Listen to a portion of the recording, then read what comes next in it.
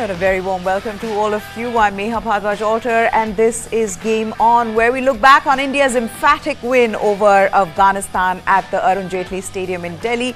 And we also look ahead to the big match in the World Cup today between South Africa and Australia at the Ekana Stadium in Lucknow. Jamie Alter and Chetan Arula, our two experts, are here with us. They were there at the Kotla Stadium last night. So was I. And what a match we witnessed, gentlemen.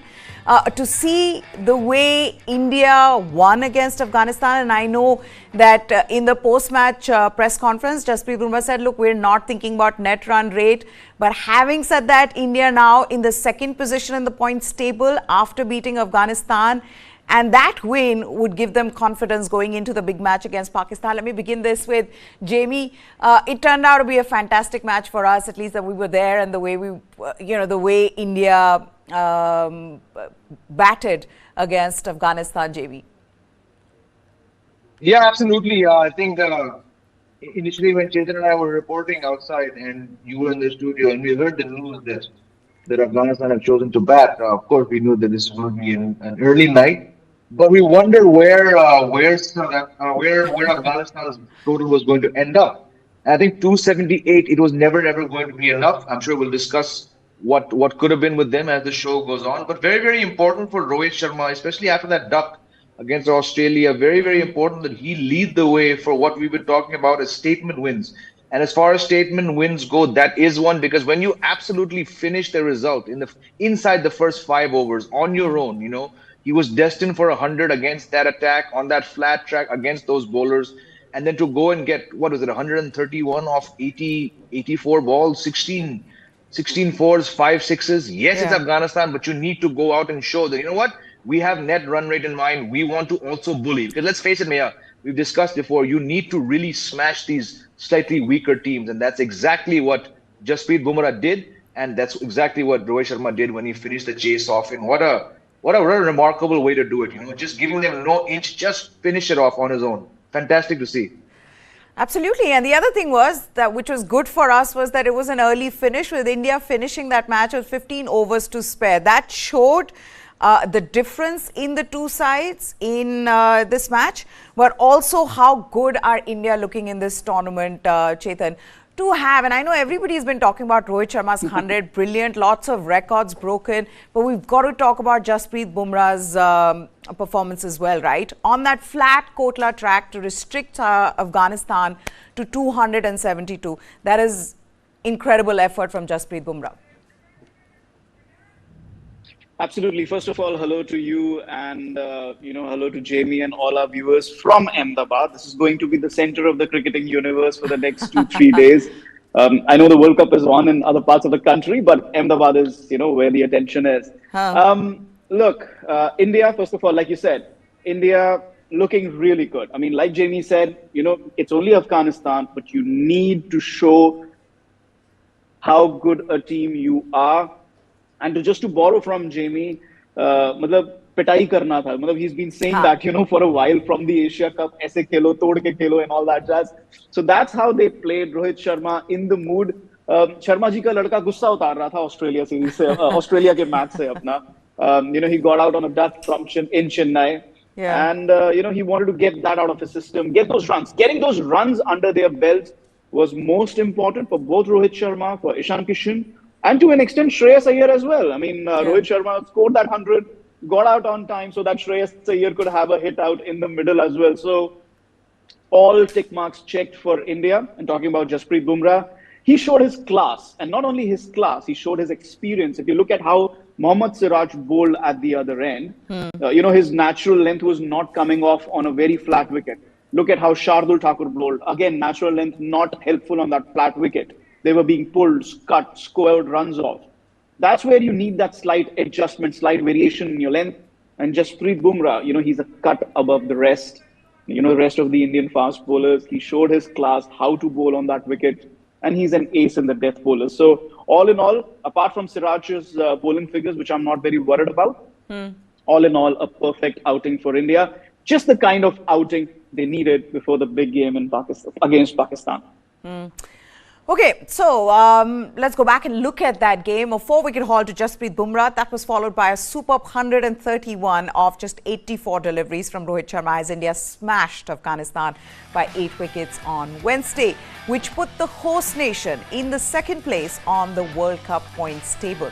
Opting to bat, Afghanistan did well to get to 272 for the loss of 8 wickets, but at one stage they were actually looking set for at least 300 before Bumrah took those 3 wickets in the last 7 overs of the innings. Bumrah's excellent returns of 4 for 39 in 10 overs on a run-filled surface underlined his value to this Indian team. But the story of the night was Rohit Sharma, batting in a zone where nothing fazed him at all.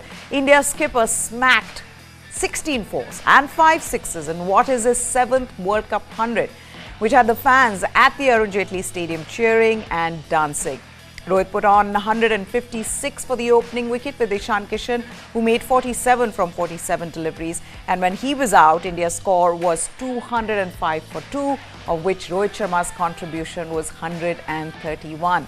Thereon, Virat Kohli, the homeboy, he made 55 not out, and Shreyas Iyer finished the chase in quick time. And what this showed once again was that this team right now is in form. This team is looking good to go all the way. I think it'll come down to what they do in the semi-finals, because from here till the semi-finals, this team looks set. What was also exciting to watch from the Kotla Stadium for all of us was that rivalry between Naveen-ul-Haq and Virat Kohli. So every time, and Naveen-ul-Haq was mostly fielding around long on region, and every time he went there, you would have that area of the stadium chanting Kohli, Kohli. And then even when Naveen-ul-Haq came out to bat, every time he faced a delivery, people would start chanting Kohli, Kohli. Though they made up, so that rivalry, I think, Chetan, that rivalry also would have been far more intense if the competition had gotten closer. But because it was so one-sided, we didn't see any of that. You know, had Naveen-ul-Haq taken Virat Kohli's wicket or something like that, things would have been different. But that was fun to watch, right? I mean, just to see this, because we love these little subplots in games as well, and this one had that exciting subplot. Absolutely. I think even in the pre-show I had mentioned, you know, when Naveen-ul-Haq was actually stretching and warming up, even then, you know, section of the crowd just in front of the pavilion, Virat Kohli pavilion, they were chanting his name, Kohli, Kohli, and you know, it went on throughout the day. It was brilliant to watch. I think the best part was the way Virat Kohli came forward and told the crowd, you know what, cut it out. And then he went on, and you know, obviously Naveen-ul-Haq came to him. They patched up. It was good to watch, but I'm hoping, you know, when the IPL starts next season, that, you know, there's a bit more competition between the two. You're absolutely right. On the day, India completely outplayed Afghanistan. There is a huge gulf in quality. When that gulf in quality comes down, when the competition is much more intense, when, you know, you can just see the heat of the battle, you can just see the intensity of the battle, I think the competition and the camaraderie might just evaporate for just a bit. And that can only happen in the IPL, because Naveen-ul-Haq is there playing for Lucknow, and, you know, Virat for RCB. Those two teams are probably equally matched. There's a huge gap between Afghanistan and India. And I think that kind of took the heat out of their rivalry, if we can say so. But again, a huge gesture from Virat Kohli. In 2019, he had a similar gesture for Steve Smith when India played Australia. I think that was at the Oval. So, you know, he's the king of these gestures, and, you know, he's King Kohli for a reason, I think. And yeah, you know, hats off to Virat Kohli for being the bigger man, and, you know, making a peace offering towards Naveen-ul-Haq. Of course, things might change completely when the mango season comes along, but for now, it's all at peace. Let's talk about Rohit Sharma and the records that he's broken. To think that right now Rohit Sharma sits at the top, at the very top of that 6 hitting list when it comes to all 3 formats. That just goes on to show how phenomenal a player he has been for Team India.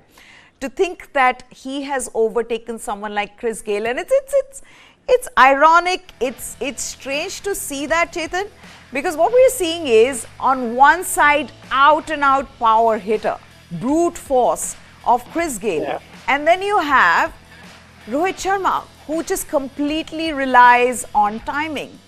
And to think that he has that incredible timing that right now in world cricket, he's sitting right at the top of the six-hitting list. It's amazing. It's amazing to watch, and I've always been a big fan of Rohit Sharma's sixes. Huge fan. When he first came onto the scene, I think that was around 2007. I'm talking about the international cricket scene. And, the play that T20 World Cup, then 2009 CB series, through those initial years, because obviously I'm from Delhi, so I haven't seen much of Rohit Sharma in domestic cricket because he was playing for Mumbai, in Maharashtra, in those circles. But immediately on the international arena, he made a mark with those sixes. And to my mind, he can hit sixes better than even the great Sachin Tendulkar. The ease, the ease with which, the elegance with which Rohit Sharma hits those sixes, the time that he has, great players always have that time to hit sixes, whether it's Sachin, Virat, Rohit, or even Chris Gayle, anybody and everybody. But the ease, especially with that short ball, and he's going to pull, just swivel, opening his hips, and bring them. I think that hallmark of Rohit Sharma. To me, it's no surprise that he's got the highest number of sixes. But the differentiation, as you put, very rightly, one was an out-and-out hitter. This guy is pure timing, pure class. He's a more complete batsman than Chris Gayle, if I can say so. So kudos to Rohit Sharma. It takes both longevity in the game and also not changing your game. He's batted the same way throughout. He's adapted. He's definitely adapted. But at the same time, that hitting power has not gone away. That timing, that quality has not gone away. So like I said, kudos to Rohit Sharma. He's hitman for a reason. He's got that sixes record against his name now. Okay, now this is what Rohit Sharma had to say about his batting at the Kotla last night. He says it was a good pitch to bat on. Let's put that quote up for all our viewers. It's a good pitch to bat on. I was backing myself to play my natural game. He says, I knew once you get your eye in the wicket is the wicket is only going to get easier and easier. It's important not to lose that mindset of trying to put that pressure on the opposition, and he did put pressure on the opposition. He also explains his role at the top of the order. He says, I know when I'm batting at the top of the order, it's my duty and my job to get that start that we want, especially in the chase, and then put the team into a comfortable position as much as possible. When you get days like this, you've got to make it count and make it big. What this also did was that you had a struggling Ishan Kishan who had already got out to an ordinary shot in the first game. He got some time out there in the middle as well. I don't know whether it was helpful for him in his head, because he did struggle, Jamie, but he got runs as well. Given that Shubman Gill is not going to be able to play the all-important game against Pakistan, that was also sort of a positive thing, because Rohit Sharma was batting so well at one end. That pressure was slightly off from Ishan Kishan's shoulders. Unmute yourself, please. Jamie, unmute yourself.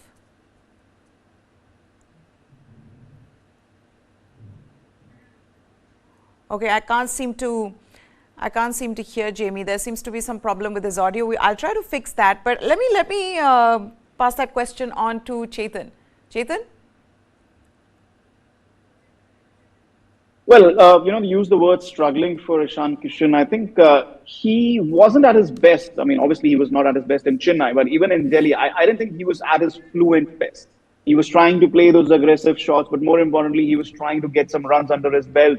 At the other end, obviously, Rohit Sharma put on an absolute clinic of batting. So I think that allowed the freedom for Ishan Kishan to take his own sweet time, spend some time in the middle. He did play some attacking shots, because that's the kind of batsman he is. He's always going to score at a fast clip. He's going to attacking shots. But at the same time, it was important for him to get those runs. And I think, this opening partnership, which has now scored runs, yes, they failed in one game, but it doesn't really matter anymore.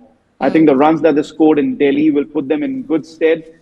Shubman Gill is in Ahmedabad, we are told, and he's probably going to practice today, if at all. But I still don't see him, playing the game on Saturday. So from that perspective alone, it was really important that Ishan Kishan gets those runs. Whether he was having proper timing or he was still struggling, he did play some aggressive shots. All of that, I think, can be pushed to the side. The fact is, he got those runs. Rohit got those runs. India's opening batsmen, they got those runs, and they're looking good for the game against Pakistan. Okay, so let's just carry on this conversation with Chetan and Jamie. But before that, this is what Rohit Sharma has to say about his game. He was asked about how he is right at the top of that six-hitting list. And he says, when I started playing this game, I never thought I'd be able to hit sixes, leave alone that many sixes. Obviously, a lot of work has been put into it over the years. So I am quite happy with the work that I've done. I'm the sort of person who's not satisfied with what he's been doing, and I want to continue what I'm doing. My focus is on that. Yeah, it is a small happy moment for me. So, when he says that I just never thought when I started playing the game that I would be able to hit sixes, leave alone that many sixes. What he's also done is that now he's got the maximum number of World Cup centuries as well after hitting that 131. And he is looking so good on these pitches now. Jamie, what are you expecting from Rohit Sharma in this World Cup? He already spoke before this tournament began. He spoke about his mindset of, 2019 World Cup when he was on fire. He says, I wanted to do that. I want to be able to repeat that. Do you see him doing that this time around, especially given that these are conditions that are tailor-made for his kind of batting? Yep, he's going to have to do that if India want to win the World Cup, because at least the cushion that Rohit Sharma and Virat Kohli had, despite all their talk about we want to do well, they had a cushion called Shubman Gill, who's the leading run getter across one-day internationals this year. Now, he's not there. He's missed 2 matches, definitely not playing on the 14th, might even miss the Bangladesh match. So that just puts so much more pressure on the likes of Rohit Sharma. Very glad that he came back from that duck with this kind of innings. We all know, we've discussed this in past shows, India needs Rohit Sharma doing exactly what he did yesterday. They needed Virat Kohli doing exactly what he did in Australia, against Australia in the last match. You need Virat Kohli really assessing the conditions and holding up the chase. Yes, KL Rahul looked better at the start of that fantastic partnership, and yes, he finished the job, but what KL Rahul did would have been impossible had Virat Kohli gotten out. So we cannot emphasize enough on the importance of Rohit Sharma and Virat Kohli batting like this. Let's hope it continues. Virat's got 2 50s in a row. Rohit Sharma's got a duck and a fantastic 100, albeit against Afghanistan. He needs to keep this batting form up. He did it, like you said, Meha, 4 years ago with those 500s. Nothing to say that he cannot. I'm not saying he's going to score 131 every match, but he's got a far better chance of scoring more hundreds, I believe, in this World Cup because of the home conditions India have. But I just wish that, Shubman Gill had not got dengue, because then this is taking nothing away from what Rohit did, but he would have been able to bat far more carefree if Shubman Gill was there. I think somehow he knows that, okay, Ishan Kishan can get double hundreds, but he's someone you never know what kind of batting he's going to bring. So, like I said earlier, I have no issues with the way that Ishan Kishan batted yesterday. I mean, 47 off 47 looks weak against Rohit Sharma. But again, that was Rohit Sharma doing something which he doesn't always do, dominating from the start. So if Ishan Kishan and the team are happy with Ishan Kishan playing that second fiddle, I don't think anyone else should have a problem. But what I was saying earlier when you couldn't hear me was, a lot of people are already tagging me saying, Sir, Ishan Kishan ne aisa kyun khela? Wo itne kharab kyun lage? I'm like, kharab kaise lagenge wo? He came off an atrocious shot. He came off a golden duck. We saw me. We were there. The guy batted for an hour and 20 minutes. He has Rohit Sharma to blame for that. He has Rohit Sharma to blame for it, because Rohit Sharma it looked like he was playing on a different pitch. He was in a different zone. Everything that he was hitting was just pure magic. That's why Ishan Kishan seemed like he was struggling. He may not have been his fluent best, but yes, you are right that you'll now have cricket fans saying, Ishan Kishan ऐसे क्यों खेल रहे थे जब रोहित शर्मा इतना अच्छा खेल रहे थे? तो Yeah, absolutely. I mean, that's what I'm saying. That's just how brilliant Rohit Sharma was. And if he can do it 4 more times across the next 7 league matches, India will be a far more confident team. That's what I believe. Okay, now Jonathan Trott, Afghanistan's coach, he says Kotla was a 350-360 run wicket, which is right. And it looked like Afghanistan would have at least got to 300, especially in the way Shahidi and Omarzai were batting. But this is what he has to say. He says the total we got, no, I think it was probably about a 350-360 wicket. I think if that would be par. I also think the way that Rohit played at the beginning made that certainly look like that was the case, or maybe even more. But you got to take your head off to the innings, that he played in the start, that he gave the Indian side. We need to take early wickets, but he nullified that effect and sort of took the game away a little bit and made it a walk in the park for them towards the end. And it was pretty much game, set, match in the first 10 overs, Chetan, in the way Rohit Sharma came out. You know, once he started hitting those 4s and 6s, it was game over in the power play. I mean, power play, India had the highest score, right? India had some 93 runs that they'd scored, 94 in the power play. After that, you're chasing 272. You know that you're going to finish early and you can go back home by 10:30.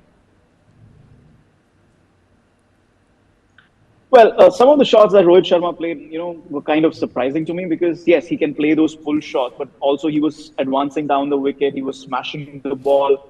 There's this one cover drive that he played, which was absolutely brilliant. And, I just keep replaying that in my head. Virat Kohli is the king of cover drives, but Rohit Sharma's cover drive last night, that was impeccable. So some of the shots were surprising because he was really attacking the bowlers. As Jamie said from the get-go, he wanted to make a point. He wanted to get those runs. So these were, some of them were premeditated shots. And you're absolutely right. With that kind of form, with that kind of start, 270, 280 was never going to be a huge, challenge for India. But kudos to Afghanistan. They showed improvement in terms of their batting. In the pre-match yesterday, I had said, that Afghanistan would take 280, 300. If they can get that, they would consider it to be a decent total. There is no way they would score 350. But that's where, if at all, like I said, it was the perfect game for India. But if at all, I have to pick a negative from yesterday's game, that's where I'll come to. That big partnership that Afghanistan had. At that particular time, India were not looking very intense on the field. The bowlers were not looking very intense on the field. Siraj and Shardul, they were not really on the top of their game. Hardik bowled his heart out. Kuldeep Yadav bowled beautifully. But again, on that flat wicket, Jadeja was not really penetrative. So a batting side, which is much more powerful than Afghanistan, on a pitch like this, they are going to hurt India. That's the one negative, if I can say so. That's the one bit that worries me going ahead in this tournament. On a small ground, on a really batting-friendly surface, India in the middle overs could get hit. But again, it just depends who you're playing against. They'll play England in Lucknow, so we'll probably see a Chennai-like pitch. They'll play South Africa in Kolkata, which is a huge ground, dewy and everything. So Dharamshala, New Zealand, again, flat track, spin coming in, pace coming in. So I think they're not going to play a very strong opposition on a surface like this. So I think that's all good. But otherwise, that middle over bit is the only one negative I would take from India's performance yesterday. Okay, but this was also the pitch where 750 plus runs were scored in the earlier game. So to have been able to restrict Afghanistan to 273, India would pat themselves on the back and say, that's a job well done. But you're right, against a stronger opposition, can they repeat this? There is a big match today as well between Australia and South Africa. So let's set that up for you. We will see the closest match of the tournament so far today when Australia meets South Africa at the Ekana Stadium in Lucknow. The two teams met long before the World Cup in an ODI series, which the hosts South Africa won 3-2. This was after Australia were leading this series 2-0. The focus today is on how they fare on a Lucknow surface. Unpredictable. Nobody seems to know what that relayed Lucknow surface will be like. If you look at the various pitches, at the Ekana Stadium. They were tough to bat on and aided both spinners and pacers. And in the 4 ODIs played here to date, wickets have almost equally been split 50-50 between pace and spin. Will this be the case for today's match? According to Australian captain Pat Cummins, the Lucknow pitch looks different than what it did during the IPL, with a really even coverage of grass that could assist the fast bowlers. If so, this could aid both teams given the pace resources at their disposal. For Australia, all-rounder Marcus Stoinis, he's fit for selection. He should be an automatic selection, not just because of what he brings to the team, but also because of his experience of these conditions when playing for Lucknow Super Giants in the IPL for 2 seasons. South Africa have no selection dilemmas. Their batting has been superb recently.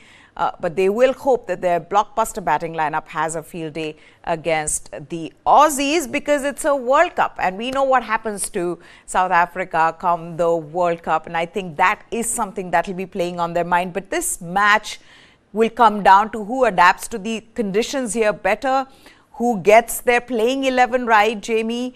But if if the conditions on this pitch, newly relayed pitch, if the pitch is slow, who has the advantage between South Africa and Australia? It's a tricky one. You have to start with Australia's fast bowling because of the names which make up that trio: Stark, Cummins, Heatherwood.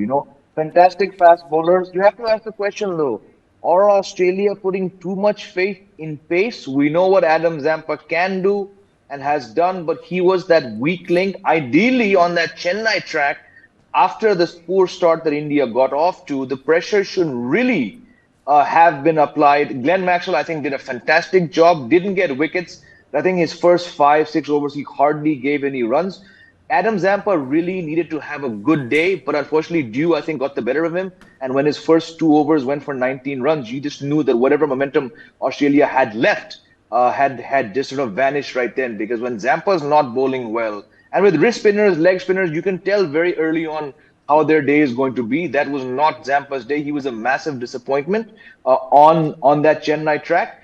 Now you compare it to South Africa. I mean, yes, Gerard Coetzee looks very good, and Ngidi, Rabada, we all know what they can do, but there's no Anrik Nokia. So for me personally, if Nokia had been there, I would have given South Africa a far bigger chance. But look at their spinners. Keshav Maharaj is a very good spinner. Rarely does he run through tracks, teams. But on this track today, if it's going to be a spinning track, which I believe it is, from what we're hearing, he's going to have a big role. And I think South Africa will seriously consider bringing in Tabraiz Shamsi, because what Tabraiz Shamsi does and what Kuldeep Yadav does, it's massive on these tracks. I don't think there's much to really separate the teams. I wouldn't be too swayed by South Africa's 428, because like you said, that was a very flat wicket. Australia on their day, especially if Mitch Marsh gets going, and definitely to my mind, if Travis Head was there, that Australian team could also have put up 400 odd against Sri Lanka. But I just don't know, because if Pat Cummins is saying that it's a green top and it's not like something that he himself saw during the IPL, then does that mean that the fast bowlers are going to have a bigger say? If so, then I'm going to say Australia are ahead only because of their top 3. If it's going to be a spinning track, then I would put South Africa marginally ahead, because they have Keshav Maharaj. Don't underestimate him. And if they can call on Tabraiz Shamsi, that's a very good asset to have. Whereas Australia, imagine if Zampa has a bad day. Are you saying that Glenn Maxwell is suddenly going to be your main spinner? I think that's problematic for Australia. But when it comes to their batting as well, Chetan, in these conditions, especially so far what we've seen in the tournament, in the opening games that these two teams have played, yes, the conditions were very different. Chennai very slow and, flat Kotla track, 428, very different conditions. But having said that, even in the series that they've played before coming into the World Cup, South Africa have been brilliant with their batting, whereas surprisingly, Australia have seen collapses. In their middle order recently. Even in the match in Chennai, they were 110 for 2, and then they were 199 all out. These are the kind of collapses we've seen even against South Africa. Is that something that Australia will be worried about? Absolutely, Meha. And I think sometimes we just need to keep the conditions aside and, just talk about how the batsmen are just really batting. I mean, do we see them batting in rhythm? Do we see them scoring a lot of runs? Do we see that confidence? Look at the Australian starting lineup. How many batsmen do we actually see in confidence right now? David Warner, because he's scoring runs consistently. He did in the series, before the World Cup against India as well. He did so in South Africa as well. Mitchell Marsh, he scored a lot of runs in South Africa. He didn't play all the games against India, but whenever he did, he scored those runs. Having said that, beyond that, how many batsmen have really scored runs on a consistent basis and seem to be in that mind frame? I can't think of many. Even Steve Smith, Manas Labuschagne, Glenn Maxwell, just coming back from injury. Cameron Green, who had such a fantastic IPL season. It's an absolute shocker the way he's batting. He seems lost. It feels like the conditions are just too hot for him. He's being overworked. He's over.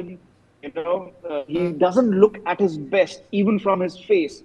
So that kind of thing, it doesn't project the best confident looking Australian side. And just compare that with what South Africa have been doing. They pummeled Australia after going 2-0 down. They scored 400 runs with 3 centurions in that game against Delhi. Different conditions, yes. But just the mentality and the confidence they'll be carrying into this game is going to be so much different than what Australia, to my mind, South Africa are actually favorites in this game. Not only because of the fact that they have actually 2 proper spinners, but also the fact that their batting looks really, really good. If it's a green top, then Australia's pacers will have to do the damage. Because if they don't pick wickets, because sometimes in India, the pitches can have a bit of green on the top, but it can still be dry underneath, and it can still, give a bit of turn, and it can be still be double paced. And this Lucknow ground has been relayed after the IPL. So, the grass could be just, a decoy really, just to hold the pitch together so it doesn't really crack, doesn't really behave like the pitches in the IPL. So, to my mind, Australia firmly on the back foot, and they really need to win this game to rectify their tournament. South Africa, to my mind, favorites in this game. Yeah, I was also reading somewhere, Jamie, that since 1996, I think that Australia had never lost an opener of a World Cup, which they did against India in Chennai. So they'll need to change that around very soon. But this is what Matthew Hayden and Samuel Badri have to say about the pitch. They're saying dimension, square boundaries, 63 meters and 70 meters, straight 76 meters. Lots of question marks. It's a relayed surface, patchy grass on the surface. The new ball will hit and kiss the surface. Red soil from Mumbai, so it's got that sort of DNA, a little bit more bounce and carry with the new ball. There's some moisture on the track as well early up. It won't be huge scoring. And what we are now getting to know is that Australia have won the toss and they have opted to field. And I think even in this pitch report, there are lots of ifs and buts there. I don't think Matthew Hayden and Samuel Badri have any idea what this pitch is going to be like, because they're saying it's got that sort of DNA. They're talking about the red soil from Mumbai, Jamie. And Australia winning the toss and choosing to field first, a right decision for them. Because now there are 2 things. I know that you're a bat first kind of a person, but nobody is sure of this pitch. So is it just better than to get the ball in your hand first up and, figure out what this pitch is about? That's probably honestly what it's about, because people probably had presumptions about the Lucknow pitch based on the 4 ODIs. And let's face it, what is 4 ODIs as a sample size? Nothing, right? The curator was sacked earlier this year after an ODI was held there. IPL, we saw targets of 135, 140 prove difficult to chase. It's a relayed surface, but again, a smattering of grass, like Chetan said, it doesn't suggest that that's how it's going to be for the majority of even one innings. So initially, maybe some movement there, but it's probably them just not knowing. And like Chetan said, Australia is the weaker batting side on form right now. I think overall, if you look at what they've achieved, they're a fantastic side. But you have David Warner at the end of his career, Steve Smith at the end of his career. Manas Labuschagne does well in certain conditions, not always at his best in these Indian conditions. So it's probably Australia. Captain Pat Cummins and Andrew McDonald, not quite sure. Apparently, I was reading yesterday in an article that they spend a lot of time looking at the wicket, And we've seen, sometimes the best thinkers, the best management often ends up being swayed by what they see initially and not what could happen down the track. They've chosen to bowl, and I think if those fantastic 3 fast bowlers don't put the inroads early on, it's going to be very, very tough. Because like I said earlier, imagine if Adam Zampa has a bad day here, it really denies them their their strongest spinner, let's face it. And you look at what Aiden Markram did to Sri Lanka, you look at what Heinrich Klaasen has been doing probably for the better part of the last 12 months. One of the best, if not the best, finisher going around these days. Marco Jansen can bat. So I think South Africa are in that situation. Even if 2 wickets fall, the belief right now in this middle order is so much because they've never had this kind of depth in the middle order going into World Cups, with all due respect to John T. Rhodes and Hansi Cronje and Brian McMillans and Klusners back in the day. This is just a very intimidating batting team. So, like Chetan said, Australia are chasing this game. And if they don't reduce them, let's say to 2 to 3, the way they did to India, it's going to be tough because no one is quite sure how this track is going to play. Plus, you throw on the dew factor the farther north you go. So I think we're going to get our first close match of the World Cup because we desperately need one. Which we desperately need, you're right. Pat Cummins at the toss says that he wasn't too sure of what to make of this wicket. So he says it seems like it's got a bit of moisture. 2 changes in the Australian batting lineup. Marcus Stoinis, as we were thinking, he's back. He's fit. He had a hamstring injury. So he's back in place of Cameron Green. And then Alex Carey, who's been struggling for form. He has been replaced with Josh English. He says that there were a few runs short versus India, but they were really happy in the way they bowled. And they've said about South Africa, Pat Cummins is saying they have started the tournament really well, always a good challenge.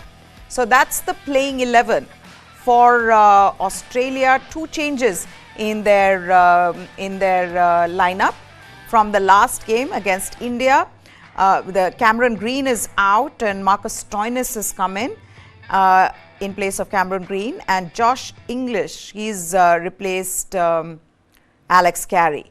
Chetan, let's get his reaction. But just before that, let me also tell you what Temba Bavuma, the South African captain, has to say at the toss. He says he wasn't too sure.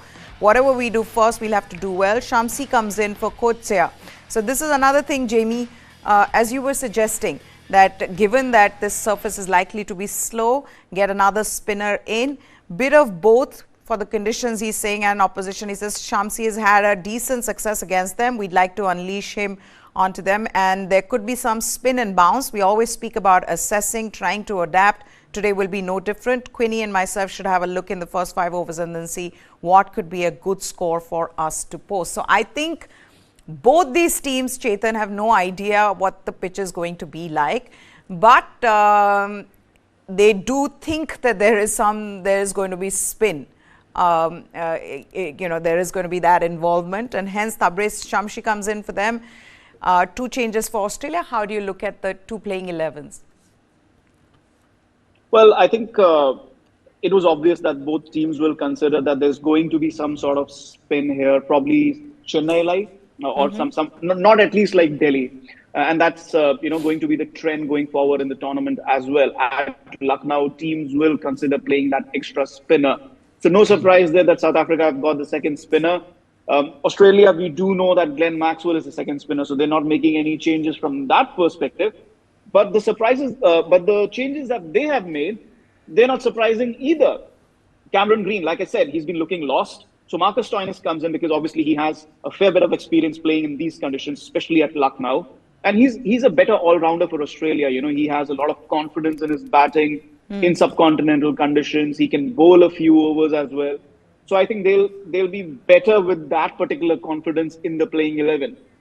And I can't stress this enough, that Josh English is actually a better option than Alex Carey. Because Alex Carey is like a headless chicken when it comes to spin bowling. He can't play spin. I struggle to remember the last time. In Test cricket, yes, there have been batsmen who've struggled really badly in India against the red ball on rank turners. Adam Gilchrist comes to mind. Harbhajan Singh made a bunny out of him. And you can't compare Alex Carey and Adam Gilchrist. But if he's struggling, even against the white ball, the man can't play spin to save his life. So I can't even understand why they started the tournament with Carey. So this change is a timely change for Australia. They're trying to strengthen their batting as much as possible. However, I will also say this, that this is a good toss to win and opt to field. Yes, first of all, you don't know how the pitch is going to behave, but also under lights, with a little bit of dew around, Lucknow, I've been saying this in the build up to the tournament, Lucknow is the one ground where you see the most dew. You'll see the most dew in Lucknow. And under lights, even if it's turning, it's going to turn less and batting conditions are going to get better. And that's why I think Australia will be at an advantage. Whatever they are chasing, they probably will be at an advantage under lights. Lesser spin with those two spinners and probably better conditions to bat. So I think it's a good toss to win for Australia. Jamie, do you agree? And also the change that you were talking about, Tabraiz Shamsi, do you see that at all backfiring in case the pitch is flatter and, you know, not spin friendly as one expects it to be?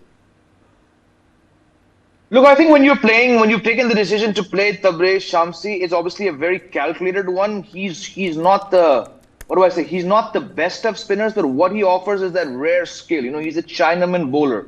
And he often has a knack of breaking partnerships. I mean, I know it's a cliche when you say, oh, he breaks partnerships. But this guy, in whatever I've seen of him in T20Is and one days, he does get the big wickets, you know. And sometimes, just like Kuldeep often reaps the rewards of others and ends up with, you know, cheap 4-wicket hauls, Tabraiz Shamsi is in that same category. He often gets these cheap 3-wicket hauls because of the pressure that someone else has done. So if you look at the fact that they have Rabada, Nagiri, Maharaj is, I'm not for a second comparing him to Jadeja, but he's the guy, he plays that Jadeja role, right? In fact, he can often start off in the power play. So he's a very handy bowler to have. And I believe if the track aids even remotely these two spinners, Tabraiz Shamsi could end up being the decisive player because, yes, Australia have played him recently, but look over there. He was getting 1 wicket here and there, but he's leaping in the air. And when you're leaping in the air 5 feet, it's because you value the wicket because you've gotten big wickets. So he's definitely, he's not a bowler who I think is going to come on and have the batsman hopping, but he has this knack of getting wickets. So it's a very calculated move. We saw this with South Africa, India 4 years ago at Southampton. He was in the lift with a few of us journalists. And we asked him, are you playing? And he said, no. Next day, match morning, there he was. He didn't have a great match, but he's one of those bowlers who you never know what he's going to do. Because like Kuldeep, he's that Chinaman bowler. So, and just to add very quickly, you didn't ask me this question, but yes, the Josh Inglis factor, it had to be addressed at some point. He's not a fantastic player, but he's definitely, any day to my mind, he's better than Alex Carey, who the first sign of spin just starts to sweep and reverse sweep. Okay, we're going to wrap this up, but quickly, Pakistan's wicketkeeper batter, Mohammad Rizwan, he's dedicated team's record-breaking performance against Sri Lanka in the World Cup to the brothers and sisters in Gaza. He took to Twitter, which is now known as X, and this is what he had to say. He says, this century was for our brothers and sisters in Gaza. This was, of course, after his incredible performance in which he scored an unbeaten century, while Abdullah Shafiq marked his maiden ODI century, taking Pakistan to that win. Any reaction? You guys, do you think he should be taking a political stand, Chetan, during the World Cup? Neha, I wouldn't.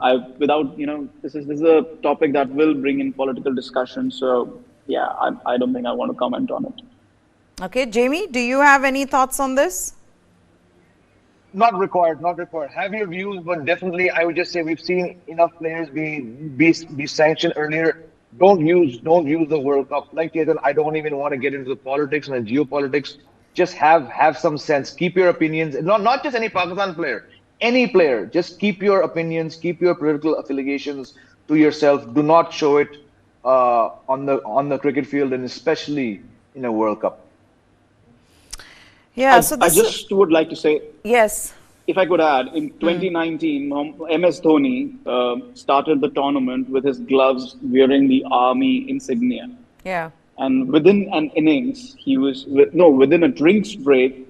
The ICC sent out a message that take off those gloves. So he had to change his gloves, and he did without any issues. So I'm just waiting for an ICC statement in this regard with what they did in 2019. You know, some consistency will be appreciated. Like Jamie said, you can't be making geopolitical statements or political statements in the middle of the tournament. Not just Pakistan players, anybody for that matter. But Again, whether it's right or wrong, I wouldn't want to comment on that. But Yeah, I but really would want the ICC to say this is right or wrong. The ICC should come out and clarify this. Yeah, absolutely. And the other thing, is this the right time to be doing it? Are you using this platform to do something that you shouldn't be doing? You're here to play a World Cup, play the World Cup instead of making political statements. And of course, the world is divided over Israel and Palestine. You see that on social media. And what this has done now is that it's got fans divided as well. Some are trolling him on social media, saying that, why don't you think of Israel? You know, there are others who are supporting him. So yes, you know, this has been also constant debate. Sports persons, should they be involved in politics, especially when they are playing a global tournament like the World Cup? And what's the impact that has on the fans as well? That's it then on this special, guys. Thank you so much, Chetan Narula and Jamie Alter, for joining us here. News 9 Live is what you need to subscribe to for all the latest from the world of sports. For now, goodbye. Thanks for watching.